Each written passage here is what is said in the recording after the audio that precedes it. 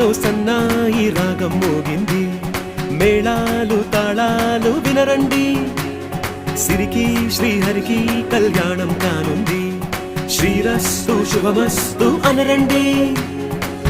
అచ్చు తెలుగింటో పెళ్లికి అర్థం చెప్పారంటూ, మెచ్చదగు ముచ్చట ఇది అని సాక్ష్యం చెబుతామంటూ, జనులంతా జై కొట్టేలా జరిపిస్తామండి. అందాల కుందనపు బొమ్మవని జత చేరుతుంది